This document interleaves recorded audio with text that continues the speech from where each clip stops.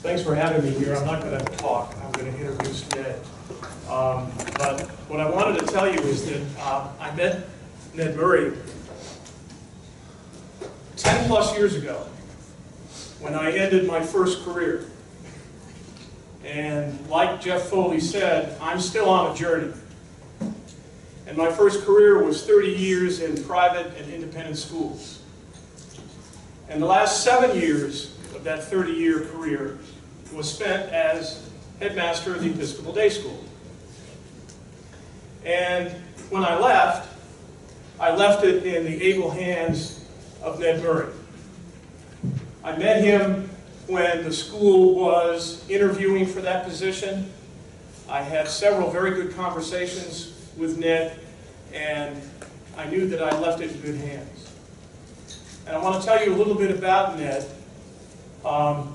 He earned his BA in English from Sewanee at the University of the South, his M.Ed in Supervision and Administration from the University of Tennessee at Chattanooga, and he's currently completing his Doctor of Ministry in Educational Leadership from Virginia Theological Seminary. He began his career as a substitute teacher at the Chattanooga Public School System, and he spent 10 years working with youth at risk in year-round residential therapeutic schools. He also served as a 9th and 10th grade English teacher, soccer coach, and dorm parent at St. Andrew's Swanee School. In 1997, he accepted responsibilities as associate headmaster of the Baylor School in Chattanooga. His position entailed managing the daily operations of this day and boarding school with more than 1,000 students in grades 6 through 12. And 6 years later, he accepted the call to come to Augusta to be headmaster of Episcopal Day School. Ned has done postgraduate work at Brown University, at Columbia University, and the Virginia Theological Seminary. He's a member of the Board of Trustees of the Southern Association of Independent Schools. He was a founding member of the Elementary Schools Research Collaborative, which is a national consortium of pre-K-8 schools with enrollment over 400. With this organization, he serves on the 21st Century Skills Task Force, building in partnership with the Educational Testing Services the first ever assessment of non-cognitive skills and attributes for middle school students. He was also instrumental in forming the new local consortium, Independent Schools of Augusta, and it's a marketing collaboration with EDS, Augusta Prep, and Westminster. Ned is a member of the Augusta Rotary, and he is a mentor and advisor to the Red Cross Youth Board. Ned and his wife Lucy have sons Miller, who is 17, and Evan, 14, and they are members of the Church of the Good Shepherd. And it's really my pleasure and my honor to introduce Ned, to give you the perspective of independent schools in the CSRA, because I consider him the primo source. So welcome, Ned Murray. So General Foley told us that Norman Vincent Peale talked to us about that attitude of, I can't wait for tomorrow. Well, let me tell you that when you have to follow General Jeff Foley at 8 o'clock in the morning, you can't wait for tomorrow. It's not a way to start your day. He is a great man. He's a good friend to our school. He's a great Augustan. You know, sometime we ought to study the number of tremendous, talented people who retire from Fort Gordon and stay in this community. We ought to pull all of them together and ask them, what was it? And study that and build our community around that, because he's a tremendous asset to all of us and a great speaker. So I know that when I see St. Peter at the pearly gates, my first question is going to be, what did I do to have to follow him in a room full of people at Augusta Tech? And apparently it turns out the AV equipment here is a federal employee. I have a beautiful set of slides that I will send to you when the government is back working again. In the meantime, just envision, if you will. Fortunately, most of my content is actually in the talk. You know, slides are just enhancements or things to keep you from getting too bored. But it is 8 o'clock. You all have already been in this room probably about an hour. Let's just shake it up a little bit. I want to do an AV test, a sound check. If you can, this is how we do it in elementary schools. If you can hear me, clap once. If you can hear me, clap twice. If you can hear me, stand up and clap 6 times. Thank you very much. My mother's birthday was Tuesday. She turned 90. I'm going to call her and tell her I got a standing ovation today. Thank you for that. I'm really honored to be here. This is an incredible program, Leadership Augusta is. This I've seen, like General Foley, I've seen your bios. It's an impressive group. I'm incredibly intimidated to follow him and have him in the room. But I'm really especially happy to have the opportunity to speak at the front end of your day and maybe help frame your day a little bit. Some of you heard I did a talk 2 days ago at Leadership Columbia County at 3 o'clock in the afternoon at the end of their day. That's almost as hard a challenge as following General Foley. But so I really want to give you some context for today. My thoughts, I'm going to own them as mine, although my slides would have demonstrated that I'm not alone. Own them as mine, but my thoughts about what I think what is happening in the future of higher education. And the theme here is revolution. There's a beautiful slide of a revolution now in front of you. I really truly believe that we're in the midst, and by the way, apologies to my friends in higher education, including especially Jim there. But here's the deal. I really believe we are in the midst of a revolution in higher education that is so disruptive to the landscape that today's kindergartners, when they graduate from high school 12 and a half years from now, there will be no such thing as a 4-year residential brick-and-mortar college. In fact, I don't think there will be a 4-year degree in that time period. So 71 million Google hits on the revolution in higher ed. There's also a slide that Harvard and MIT are responsible for a revolution in higher education. And there's also a slide of Tom Friedman headline saying a revolution hits higher education. So it isn't just come from me. Now let me tell you about what I think this revolution is. Well, who are the revolutionary forces? Or what are the revolutionary forces? Okay. There really are forces attacking the current model. But let's talk about what the model is, okay? How do universities come to exist? First, limited controlled access to great teachers, right?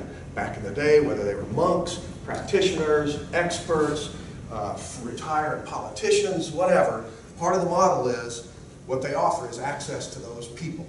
Second is limited and controlled access to world-class resources, great libraries, state-of-the-art computers, etc. You with me?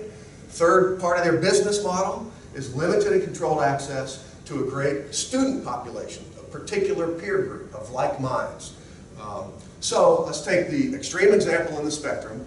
You go to Harvard to have access to Harvard teachers and professors, Harvard resources, and the Harvard student body, right? Those are really the only, you don't go to be in Cambridge. It's nice, but it's not that nice. So those are the reasons for going there. The problem is that entire business model is totally outdated, largely by this, right? So here are the revolutionary forces. First, this is a great slide. Disruptive, accessible, and scalable new technologies, okay? This is one. Everybody's got one of these. You can take a Harvard course from this, wherever you are. MOOCs. Do you know what MOOCs are? M-O-O-Cs? No? No. Okay, we don't have time to get into this. Massive, open enrollment, online courses, okay? We thought these were niche events for a while. Now, 2 of the 3 largest MOOC providers are nonprofits and funded by major universities. Stanford, MIT, Harvard. These are the schools getting into this. So that's one of the revolutionary forces. Radical new financial models that are changing the affordability problem and addressing the mounting student debt crisis we have in our country. That's force number 2. Force number 3, democratic and free market forces are at play in this. Quick example, Sally Blunt, the dean of Northwestern University's Graduate School of Management, calls MOOCs one of the greatest equalizers in our culture since the printing press. Now think about how revolutionary the printing press was and its impact on our culture. She says we're in the midst of that same kind of revolution. Fourth, breakthroughs in our ability to reliably and validly, if that's a word, assess skills. Real skill assessment. Both cognitive skills and non-cognitive skills. touch a little bit on that a tad later. So those are the 4 revolutionary forces. We don't have time today to unpack all of that, but I do have 2 or 3 separate talks about all of this, so if you have civic groups that are looking for a speaker, as long as General Foley isn't ahead of me, I'm happy to come talk to you. Well, here's what I want to do. I want to give you a few examples to make the case, to demonstrate to you that this revolution is actually underway right now outside these 4 walls. Last year, San Jose State, the beginning of last year, San Jose State changed the format of their Gateway Engineering course. Gateway means you have to pass it to stay in the program. They changed the format. What happened is, in the new program, students, for their homework, watched the MIT. It was circuits and electronics. So for homework, they watched the MIT course and did the exercises. And when they came to class, the first 15 minutes was questions. They reserved the rest of the time for discussion, analysis, and application. The passing rate had been 60%. They were only getting 60% of their students through that course. With this new blended approach, see, it's online and in person. There's no just one thing as online learning. In the new blended approach, the passing rate went to 90%. Now, who is that revolutionary for? It's revolutionary for those students who passed. It's revolutionary for the institution that keeps students in school. And it's revolutionary for us because we get more engineers in the American workforce. It's huge, okay? Example number 2, Harvard. Back to Harvard again. I don't mean to hold them up. It's just the brand name we all know. Harvard no longer teaches introductory accounting. You know why? Is it because their students don't need it? Oh gosh, no. It's because there's a professor at Brigham Young University whose online course is just so good, Harvard students take that instead. Now, Thomas Friedman, here he is again, his take on this is, he says, this tells us that when excellent is so accessible, average is over. Now think about that. That's revolutionary. And has some chilling implications on both sides that we'll get to. Okay, now here's one that is truly revolutionary. It's a great slide here, the MOOC that roared. Georgia Tech. Georgia Tech has taken, they announced this last night. They currently have an on-campus master's degree program in computer engineering. They have capacity for about 300 students on campus. They've been charging, their out-of-state tuition is what, $45,000 plus? Okay, they've taken this one program, transformed it to an entirely online course. Degree program, master's degree, completely online, never have to set foot on campus. Here are the numbers. They tell you in public speaking, don't hit them with data. This data you're gonna be interested in. They go from capacity of 300 students to capacity of 10,000. They're adding fewer than 8 instructors, and they're charging tuition of, wait for it, $6,600.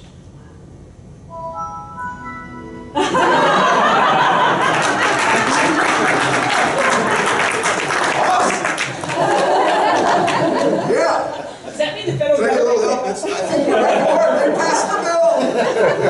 That's awesome. You heard it here first.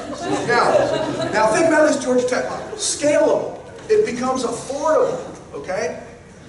And it nets them, my conservative estimate on this one program, nets them $50 million, somewhere plus or minus, just for this one program.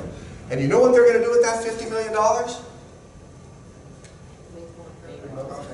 Buy a football team. Now, keep up. This is the SEC, baby. But if they take down those walls, how's the football team going to play? But after they buy a football team, there's money left over. This is for real. What they're going to do, they're going to share some of those revenues with the professors who take on the caseload. How revolutionary is that, Jim Price? Right? Okay, so that's cool. So the financial model is changing too, not just the educational model.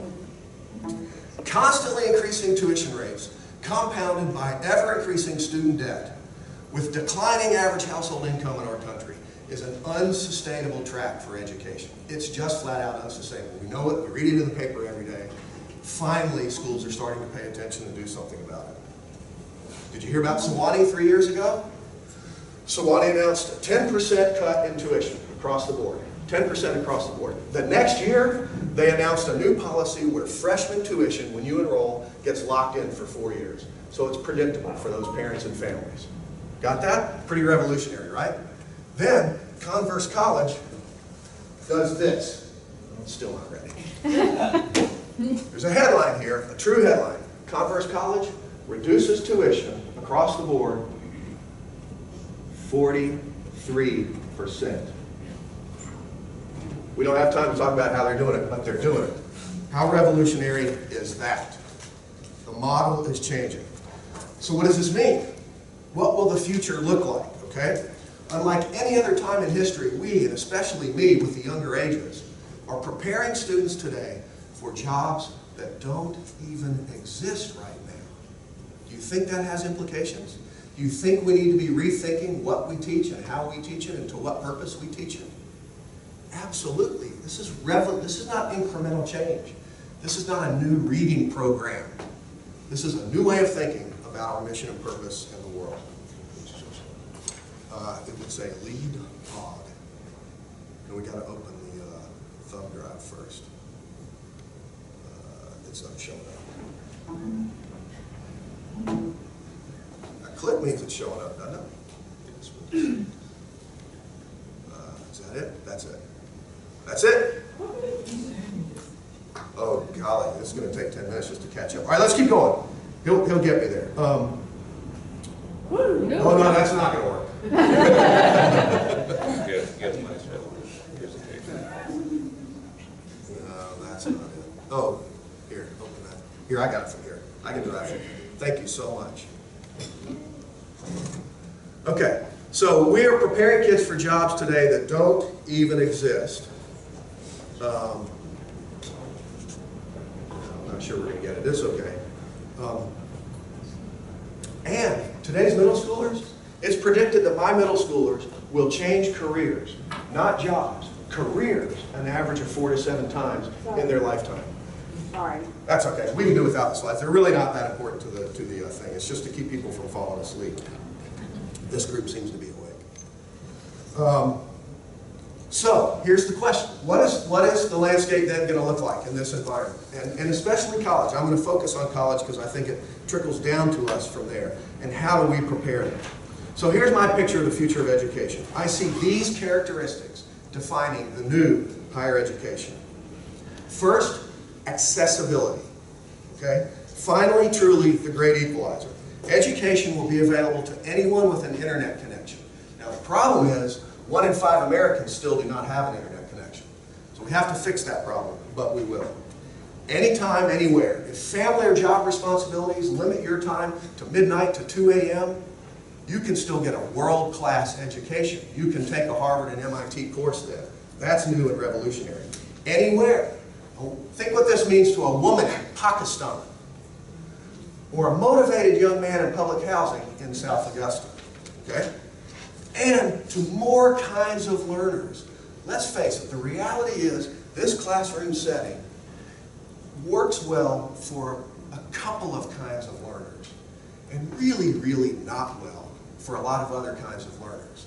Now there'll be multiple modalities for lots of different kinds of learners who don't have to feel like they're failures. They will find the path and the resource and the tools for success. So that's revolutionary. So accessibility. Number 2, self-paced. You need to watch the lecture 2 or 3 times to get it?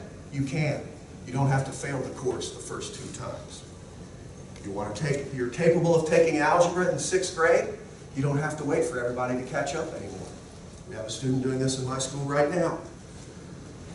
You want to start college while you're in high school? You don't have to make the choice, and you don't have to drive across town to do it. Take a Harvard course during your free time, or negotiate your way out of one of the courses that you can have mastered. You with me? Okay, self-paced.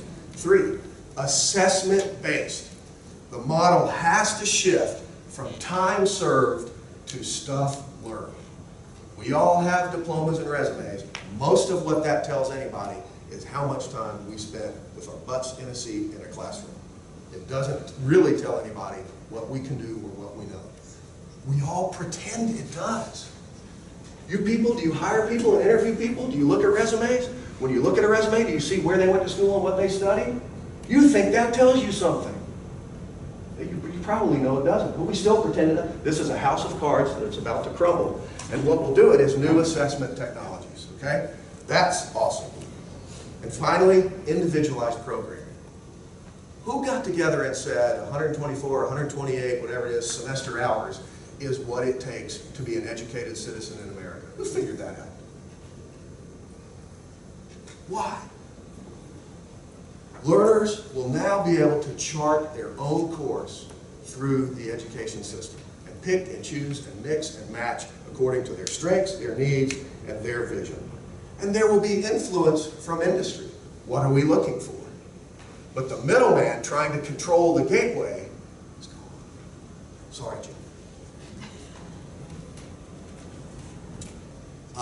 We don't have time, I'd like to do an exercise right now where everybody throws their shoes in the center of the room and then grabs a different pair and puts them on. Okay, response number one, obstacle number one is the you factor. Obstacle number two is the moment where you say, but I paid this for my shoes and I'm not sure you did. The fact of the matter is the range of price of shoes in this room, I've checked, isn't that great. No one has on a $5,000 pair of shoes even though they exist. But what's the real obstacle? Once we get over the U factor and figure out the value isn't that great, you're going to get your shoes back. What's the real obstacle? They're not going to fit. If one size of shoe doesn't fit all, what in the world makes us think one size of education will? If our feet aren't the same, you think our brains are? It's craziness. Okay, characteristic number whatever we're on, the slide will tell you. Of forces in education. Affordable. All right, I've made my case. It's becoming affordable. Access will no longer be reserved and preserved for the wealthy and the people who have the time and wherewithal to travel. And finally, and General Foley talked about this, the final characteristic of the education of the future, higher education, is it will be lifelong. It won't just stop at graduation. It can't. In fact, there may not be a graduation. It'll be more like the path you get on and stay on that he talked about.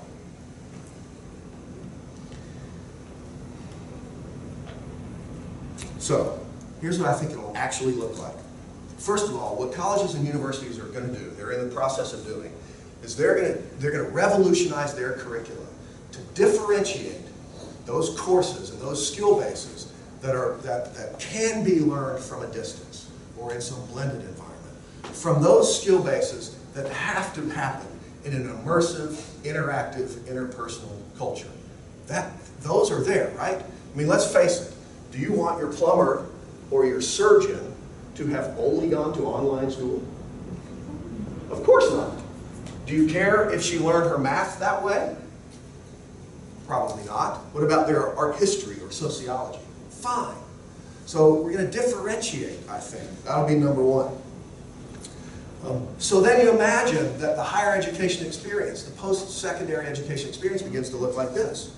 You might take 5, 10, 12, 15 courses online or in some blended online learning, maybe even beginning while you're in high school. Then add a semester at the University of Georgia in the field with their scientists immersed in biology, natural sciences, ecology, and maybe another semester at Georgia Tech immersed in a robotics and problem-solving marathon. Or maybe that's a quarter or a month. Maybe you decide you want to pick up that week at Valdosta State because they have a killer public speaking program. And maybe you decide you want to go to Mercer for that week and a half intensive course in conflict management they offer. Got it? So this leads to my second prediction, that the degree system will die. Instead of putting together these 4-year comprehensive packages, the winners in this revolution, see, this revolution, just like every other, is going to have casualties, it's going to have survivors, and it's going to have victors. So the schools that are victors in this will be those that figure out how to offer a complex menu of offerings, online, on campus, in between, and a menu of immersive, intensive, on-campus experiences that you have to have. They don't necessarily have to do it all, and new brands will emerge. I mean, in this model, if we have good assessment, then why can't SunTrust offer a course in commercial banking? Or Merrill Lynch, a course in public finance? Why not, if the assessment is good, right? Anybody think the air conditioning is on furlough today too? Or is it just me up here? So take a school like Belmont College. You guys ever heard of Belmont College in Nashville? Not Belmont Abbey. Okay, so what is it known for? What are you known for? Music. The music industry. Best on the East Coast for, you know, whether it's engineering, marketing, management, the music industry. They're tied into Nashville. They're awesome at that. And that's what they should do. Why should they also pretend to be as good as anyone else at teaching math? Let somebody else teach math. They should do that and run twice as many kids through that program. So, prediction number 3. The resume, as we know it, is dead. What you can do and demonstrate will be, actually already is, more important than where you went to school or for how long. So instead of a college degree from one school or a couple of schools, you've collected now a series of certificates of mastery that demonstrate the skills and experiences you've had, and you've put them together to match a particular marketplace desire that you know is out there. So what will students need to navigate this world? This is the question that guys like me have to ask. So when you're looking at the K-12 schools today, say, how are they preparing kids for this world? Reading, writing, arithmetic aren't enough. If our focus is minimum literacy, that's important for a democracy, but not sufficient. Our students no longer will be able to just ride the current, get into school, maybe pick a college and a major. That's all you really had to do. And the current took care of the rest. That will not be the case anymore. Those kids maybe will be survivors. They won't be the victors in all of this. So there will be winners and losers. Now I think, here's my last point, I think the difference in the students between the casualties, the survivors, and the victors will be the set of, for lack of a better term right now, non-cognitive skills they develop. Not their academic skills, the non-academic skills, the interpersonal skills. The best slide in my presentation is up right now because it lists about 50 of these for you to think about. A moral compass, leadership skills, public speaking, interpersonal, cultural competencies, perseverance, persistence, grit, problem solving. How many, which academic department do those things line up with? Which major gets you those things? Right? You see what I'm saying? And yet we've structured this system to hyper-focus on the cognitive when we all know it's those non-cognitive skills that, especially in this brave new world, will make the difference. Far more than SAT scores, than your calculus grade, or even your IQ. Lots of research to demonstrate this. So, this gets to why I'm thinking about this and reading about it and talking to you about it. Let's talk for a minute about what this means for you. One thing this means for you individually, and I touched on it earlier. From your standpoint, we had better start paying attention to our learning portfolio. He's doing a great job of trying to encourage you to read and attack your ongoing learning. Because we will compete with people who have done this. If you're relying on your resume, your education and experience, to get you through the rest of your career, unless you're retiring next week, think again. Because you will compete, either for a job or for a customer, right? Or for an employee, with people who are paying attention to these lifelong learning portfolios. So that's something for you. That's my personal gift for you. But today's topic is to you as leaders in this community. You're going to go look at what's happening in education. And what I want to say to you is I think it's vital to our democracy.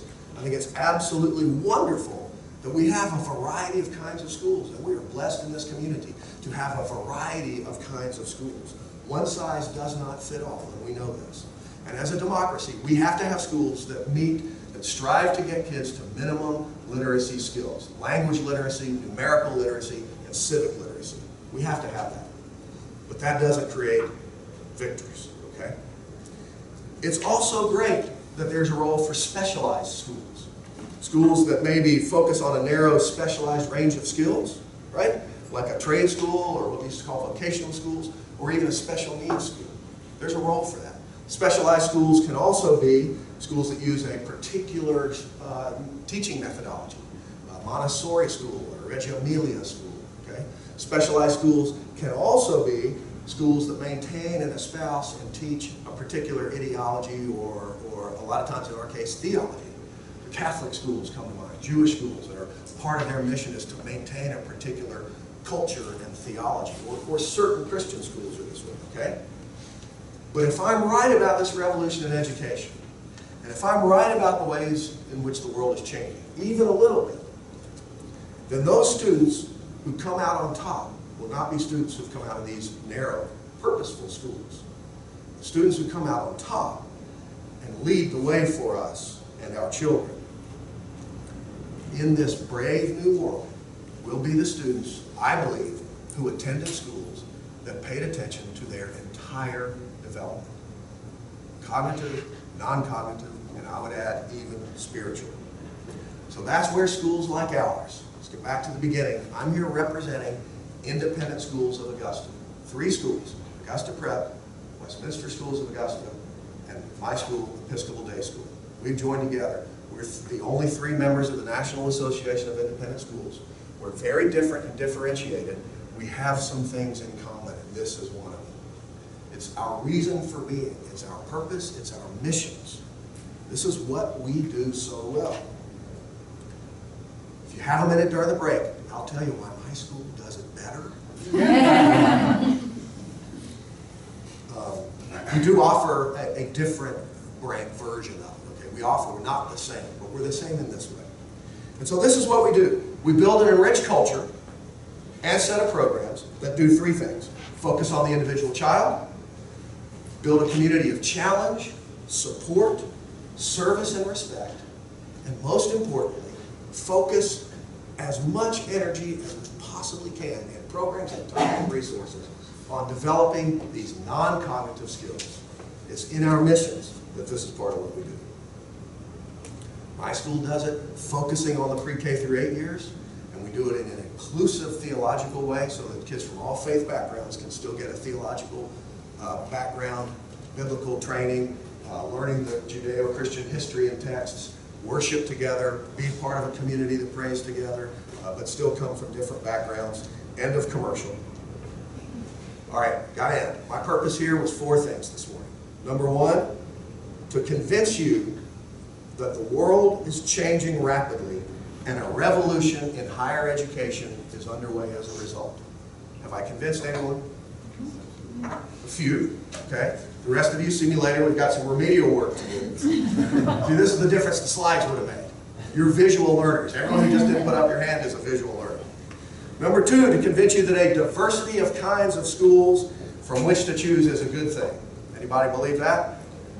Okay, a few more. Interestingly, that's more popular. Number 3, the schools that survive this revolution will be those that adapt, adopt, and differentiate. Adapt to the changing environment, adopt new learning and teaching modalities, adopt new financial models, and differentiate themselves from the rest of the marketplace. Geography won't cut it, and brand name won't cut it. Anybody convinced? I saw some nodding heads, thank you.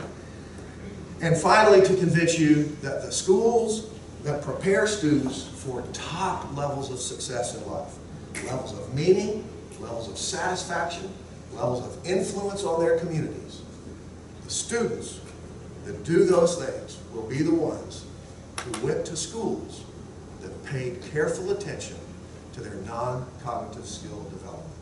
Have I convinced anybody? Okay, we need to talk. We have a little tutorial session. That's fine. I just wanted to get a few people in the room because, you know, that's pretty good for 8 o'clock in the morning, right? All right, thank you very much for your time. Have a great day.